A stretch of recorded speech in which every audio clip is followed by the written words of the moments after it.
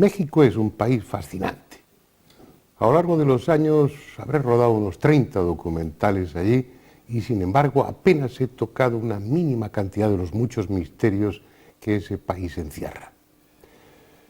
En el último documental hablábamos de uno de esos misterios, las figuras de Acámbaro, esas inquietantes figurillas de barro que significan un desafío para los paleontólogos y arqueólogos. Pero cuando estuvimos allí, los investigadores locales y los antropólogos nos dijeron que era un misterio más, una parte de un complejo mosaico de misterios que hay en ese estado de Guanajuato.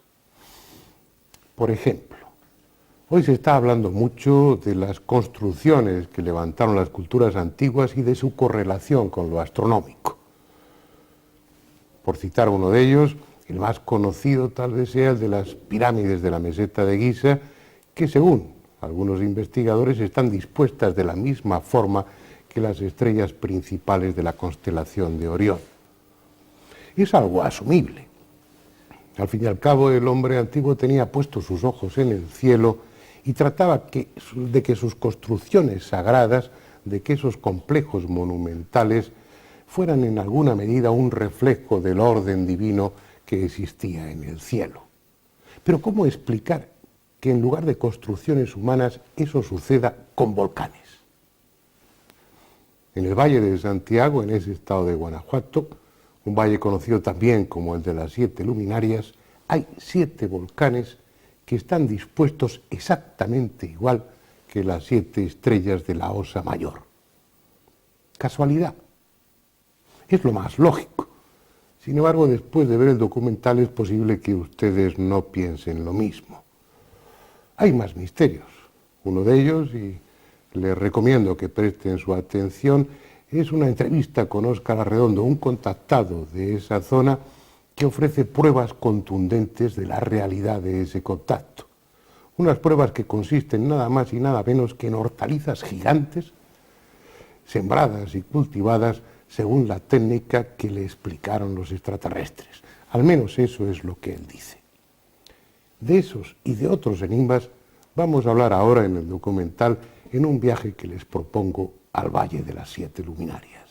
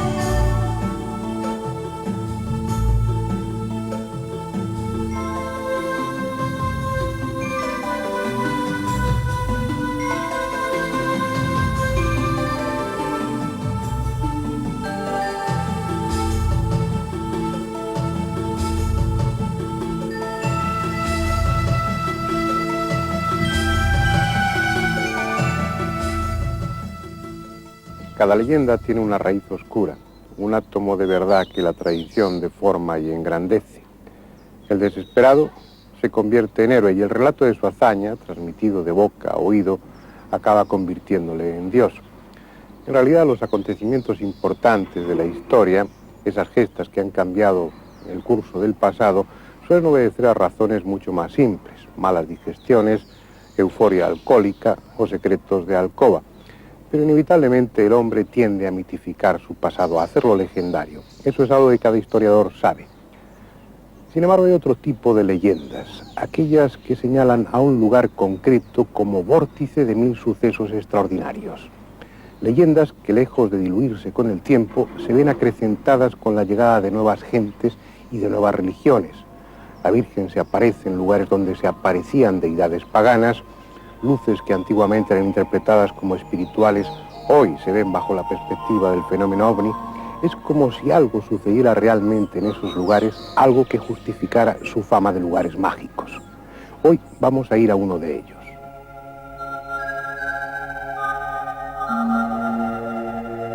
Esto es Camémbaro, llamado también el País de las Siete Luminarias.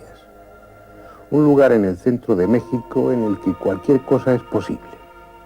Lagunas que anuncian terremotos, monstruos que habitan en el fondo de las aguas, hortalizas que crecen sin medida, encuentros con seres llegados de otra dimensión, ovnis.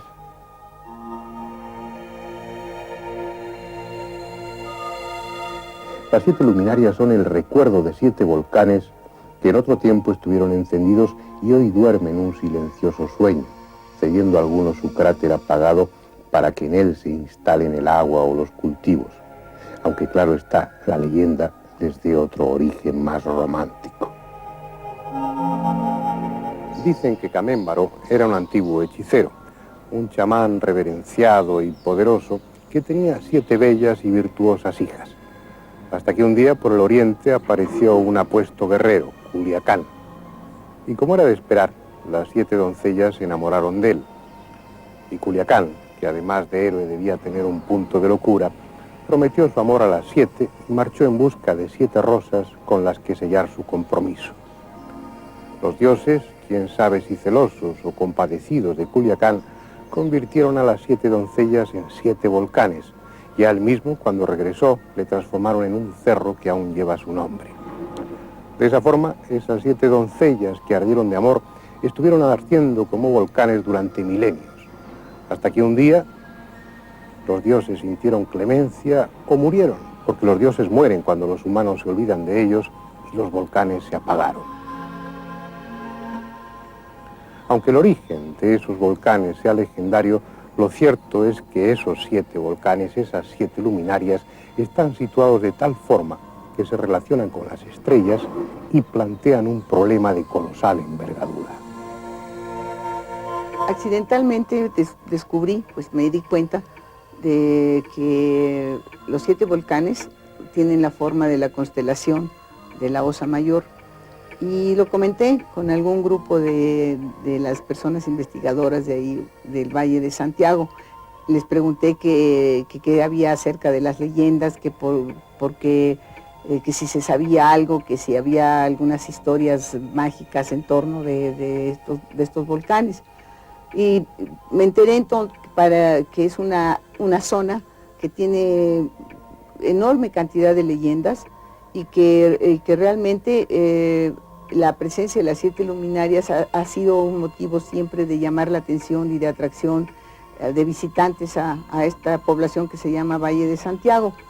Después me puse a hacer un estudio porque realmente era pues yo pensé que no podría ser una coincidencia, ¿no?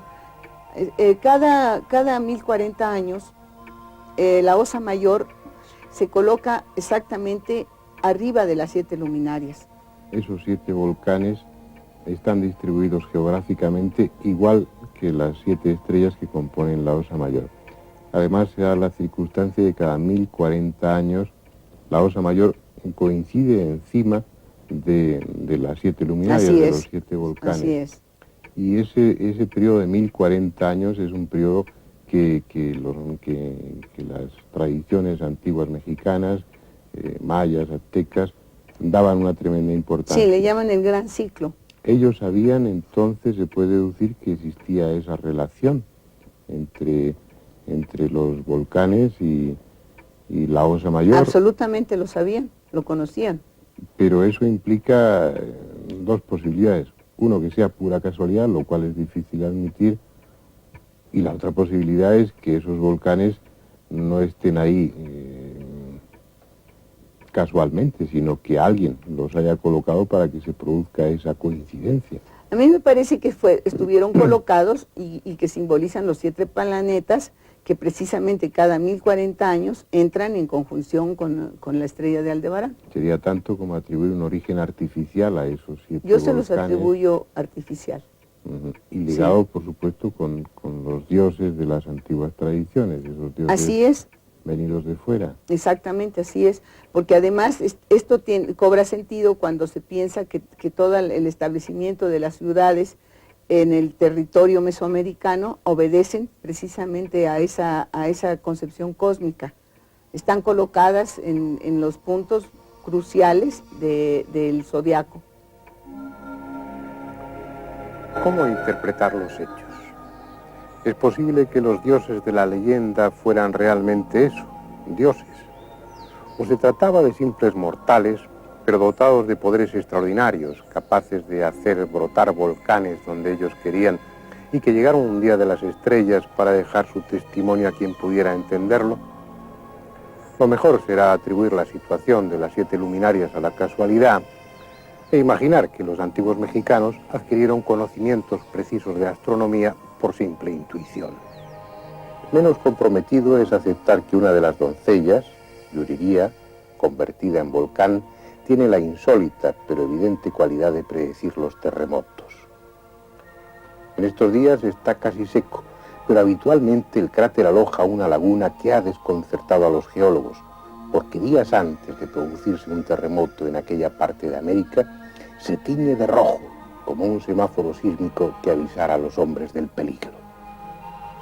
En una de sus visitas, el geólogo polaco Félix Sobota-Noll nos alertó sobre la posibilidad de que los sistemas ecológicos cerrados que constituyen los lagos cráteres de la zona, pudiésemos encontrarnos con sorpresas biológicas importantes, especies no conocidas, no clasificadas. De esta forma hemos tomado muestras del lago de sangre, el lago de Yuririapúndaro, y hemos encontrado que periódicamente cambia de color debido a que hemos encontrado ahí una proliferación de un microorganismo protozoario flagelado de un intenso color rojo que cubre por completo la superficie, impidiendo que las larvas de los mosquitos puedan respirar, y con esto decrece la población del mosco para crecer la población de estos protozoarios flagelados de color rojizo intenso. Bien, una de las doncellas cumple su función sin salirse de lo que la ciencia considera como cauces razonables. Pero otro de los volcanes doncella, Mambereca, plantea un problema de más difícil comprensión, el de proporcionar hortalizas gigantescas y flores descomunales sin más auxilio que el de la luna, el sol y las instrucciones proporcionadas por los tripulantes de los ovnis a un contactado de la zona. Suena increíble, pero el asunto fue tan evidente, tan rotundo, que los medios de comunicación del país no tuvieron más remedio que ocuparse de ello, y las hortalizas gigantes del Valle de las 7 Luminarias se hicieron célebres en su tiempo. Esta técnica de cultivo puede aliviar el hambre de medio mundo. Sin embargo, no fue recibida con entusiasmo, sino todo lo contrario. Acosado por las autoridades y por las multinacionales agrícolas, que pensaban que ese sistema podía poner en riesgo el equilibrio del mercado, nuestro protagonista tuvo que interrumpir su trabajo e incluso estuvo temporalmente encarcelado. Hoy tenemos el privilegio de sostener una entrevista con un personaje absolutamente insólito. El señor Óscar Arredondo, vecino de Valle de Santiago, astroarqueólogo, y él mismo se autodenomina como cabalista. Yo diría incluso que es un hombre absolutamente enigmático. Ha podido cambiar el mundo. Ese algo que incluso podría cambiarlo en un futuro es lo que nos ha llevado a celebrar esta entrevista en unas situaciones verdaderamente extrañas, yo diría que clandestinas, puesto que Óscar Arredondo, a raíz de ese descubrimiento del que vamos a hablar, ha tenido múltiples problemas con las autoridades. Nos lleva a celebrar, repito, esta entrevista en un lugar que está en el Valle de Santiago, pero que no podemos revelar. Usted ha conseguido un auténtico milagro. Esas hortalizas gigantescas. Hábleme un poco, ¿cómo son? ¿Qué peso tienen? ¿Qué tamaño? Sí. En estas hortalizas gigantes hemos logrado en coles un peso superior a los 43 kilos por pieza. En las cebollas hasta 4,5 kilos de cada una. En las acelgas hasta 1 metro con 85 centímetros de larga cada hoja. ¿Cada hoja de cada acelga? De cada acelga, sí. Y así. podría mencionarle rábanos, en flores, claveles, por ejemplo, ¿verdad? ¿Cómo son esos claveles gigantes? Llegan a crecer hasta 12 veces más grande que lo normal, de acuerdo a las fotografías que ya usted vio. Entonces, el gigantismo del producto, podría ser una curiosidad y nada más. Tal vez lo que ha sorprendido al mundo estriba, primero, en que no se usa abono químico ni ninguna clase de cosas de la ciencia convencional. Segundo, el rendimiento por hectárea. ¿A cuánto asciende el rendimiento por hectárea? Donde la producción normal son 8 toneladas por hectárea, digamos, en cebolla, hemos logrado hasta 200 toneladas por hectárea. Allí es precisamente donde está el mérito, no en el crecimiento de las plantas. ¿Y esas verduras, esas hortalizas, tienen el mismo sabor, tienen las mismas condiciones que las normales? A la opinión de la cocinera del campo de Tangangaznec, en el estado de Tamaulipas, donde fuimos a hacer una demostración, son más blanditas de cocerse, son de mejor sabor y se cultivan en el tiempo que una verdura normal. Estas experiencias las han realizado ustedes en varias ocasiones. ¿En cuántas oportunidades han comprobado usted que esto es cierto, que aparecen esas acelgas que casi hay que llevarlas en camioneta, esas coles que no las puede soportar un hombre, sino a veces hasta 2 hombres? ¿Cuántas experiencias han hecho ustedes? ¿Lo han comprobado científicamente? Las personalidades que pueden dar aval de lo que nosotros hemos demostrado son a nivel mundial y de personas de reputación que no admiten duda. Por ejemplo, la demostración oficial se hizo en el año de 1977 en el estado de Tamaulipas, promovida por el secretario de Agricultura y Recursos Hidráulicos de aquel entonces, Francisco Merino Rábago, cuando estaba en la presidencia López Portillo, José. En aquel entonces se especuló mucho acerca de esto. En realidad les impresionó bastante. Quisieron ver si podía exportarse esta técnica a otros estados, ya que se especulaba que solamente aquí era posible tal prodigio. Porque decían que quizás era la influencia de los volcanes, de esta topografía extraterrestre que tenemos en este lugar tan enigmático, tan misterioso y tan alucinante. Otros decían que había sido un platillo volador el que se había posado en singular terreno y al haber dejado energetizado el campo, solamente allí se producía esto. Quiso el ministro de Agricultura, por instrucciones presidenciales, acabar con mitos y hacer una demostración en un campo neutral. Se hizo en el campo de se llama Campo Experimental de los Aztecas, en Ciudad Manuel. Es decir, ¿cuál es la fórmula, Óscar, para conseguir eso? Es una fórmula cósmico-astrológica que consiste en una fórmula y una técnica. Una fórmula para energetizar la semilla y una técnica para sembrar de acuerdo a la ubicación cósmica astrológica afín al producto que se va a sembrar. Por ejemplo, una cebolla. ¿Cómo se hace técnicamente para conseguir una cebolla de 4, de 5, de 6 kilos? La cebolla corresponde a la rama de los tubérculos vegetales que se reproducen por bulbos. Al decir la fórmula de la cebolla, estoy diciendo de la fórmula de todo lo que se reproduce por camotes. Se energetiza el producto con el sol hasta darle un punto de energetización exacta. Es decir, se deja la semilla al sol. ¿Cuántos días? ¿Cuánto tiempo? Depende de la calidad de la semilla, depende de la intensidad del sol, hasta que agarre cierta consistencia, cierto color. ¿Qué color? Por ejemplo, en tubérculos podría ser un color verde, Muy bien, ya hemos conseguido el color verde. ¿Qué hacemos ahora? Inmediatamente ya tenemos el color. Si sembráramos sin técnica esa semilla, obtendríamos una cebolla de unos 3 veces más del peso normal. Pero ahora vamos a sembrarla con la técnica cósmico-astrológica. Se siembra el producto del momento en que el sol nace hasta el momento que esté en el cenit únicamente. Ahí se suspende la siembra. Solo en esos momentos. Solo en esos momentos se puede sembrar la semilla de la cebolla, por ejemplo. Por ejemplo, se siembra la semilla y es muy importante que en 3 días no se meta riego al terreno por esta cuestión. Terreno, perdón, ¿cualquier tipo de terreno es bueno?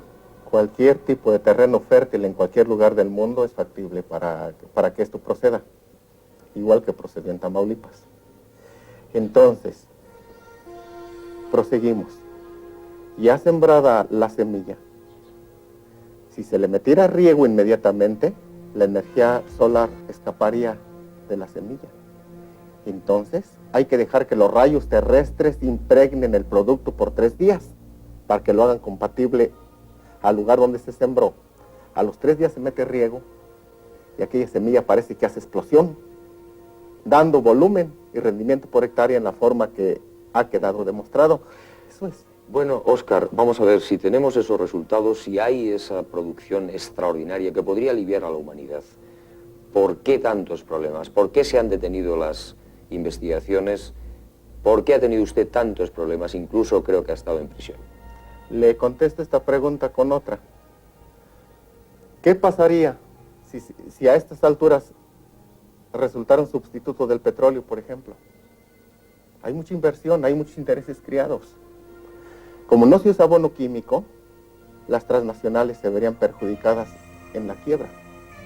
Como hay mucha sobreproducción por el rendimiento por hectárea, sabemos que hay que quemar miles de toneladas de productos agrícolas, avícolas, marítimos, para que la balanza de los precios esté estable. Esa es la razón por la que esto está frenado, señor. Ya son varios los misterios que hemos visto relacionados con el valle y las 7 luminarias. A ellos habría que añadir otro al que hicimos mención en un anterior programa. El de Chan, el monstruo acuático que se refugia en la laguna de Tayacúa, en el interior de uno de los cráteres apagados. Conocido desde antiguo y merecedor de ofrendas por parte de los indios en ceremonias que la tradición ha mantenido aún vivas. Un monstruo que se relaciona con las enigmáticas y polémicas figuras de Acámbaro. Y en última instancia, parece ser bastante más que una leyenda, porque no faltan testigos actuales de sus dramáticas apariciones. Entonces me estaba yo metiendo al agua cuando de repente vi un animal que salió, no sé qué animal sería porque estaba oscurita en la mañana, y más vi el bulto grande del tamaño de una res, salió para arriba y echó agua como una ballena. Era un animal largo, negro, así manifestado en el que así largo, pero no alto, que chaparro. Oí un ruido extraño entre los matorrales. En ese momento volteé y ¿qué es lo que veo? Un animal descomunal. Tenía la forma de una tortuga gigantesca sin concha. Yo vi cuando entró al agua y en microsegundo ya estaba en otra orilla. Pero hay otro misterio más. Óscar, el cultivador de hortalizas gigantes, ha citado más o menos veladamente que su fuente de información es de procedencia extraterrestre, algo que sin duda molestará a los escépticos. Si él lo afirma, tendrá sus razones, pero no hay duda de que esas razones se verían reforzadas si en esa zona hubiera algunos testigos más que hubieran presenciado fenómenos relacionados con el tema ovni. Y obviamente los hay. Una luz que salió de la laguna de Yuriria y va con rumbo al Cerro de Culiacán, y hay una parte que esa luz se desapareció, y no solo una vez ni dos, yo he visto unas 4 veces esa luz. Veníamos con mi esposa de Salamanca hacia aquí a Valle de Santiago, como a la 1:30, 2 de la mañana, y súbitamente vimos hacia el sur una luz incandescente que creció súbitamente y se hizo todo de día, con sombras y con todo, pero gigante, una duración de unos tal vez 15, 20 segundos, el tiempo suficiente para que mi asombro me hiciera pues voltear y ver de qué se trataba, cuando mi esposa iba dormida en mi pierna y entonces Elsa despierta, le hablo y entonces ella, en lo que despertó y todo eso, la luz se apagó hacia el sur, pero quedó como una esfera de colores de azul eléctrico, de tornasolado, y se apagó súbitamente y descendió. Andando yo en el cerro de Culiacán buscando ciertas cosas, piedras, se me acercó un hombre de túnica blanca, completamente calvo y de aspecto normal. Medía como unos 65 de estatura y se me acercó y me pidió agua. Le dije, mira, tómala, está en la cantimplora. Y me dijo, sí. Entonces se acercó y vi que estuvo tomando agua. Entonces me dijo, gracias, amigo, me voy. Al irse, volteé yo a verlo y se desapareció. Fui hacia la cantimplora y estaba llena de agua. Al otro día fui, pero con una botella transparente blanca. Y se me volvió a acercar la misma persona y me volvió a pedir agua. Me dijo, amigo, ¿me regala agua? Le dije, sí, tómela, está en la botella. Entonces vi que estuvo tomando agua y le bajó buen pedazo de agua. Entonces me dijo, gracias, amigo, ya me voy. Volví a voltear y vi que ya no había nada. Fui a la botella y estaba completamente llena. Bien, hagamos un breve balance. Un monstruo equiparable al del lago Ness. 7 volcanes apagados en equivalencia con la Osa Mayor y que también sirvieron por su colocación a los antiguos mexicanos para determinar el tiempo. Cultivos de hortalizas gigantescas, una laguna volcánica que señala, que anuncia los terremotos, aparición de ovnis y la presencia de seres extraños que parecen poseer una llave adimensional. Y todo eso en un área limitada, en torno a 7 volcanes apagados que en su tiempo fueron 7 luminarias. Una de esas zonas especiales del planeta que invitan al hombre a trascender lo cotidiano y tomar conciencia de que en este mundo quedan aún muchas cosas pendientes.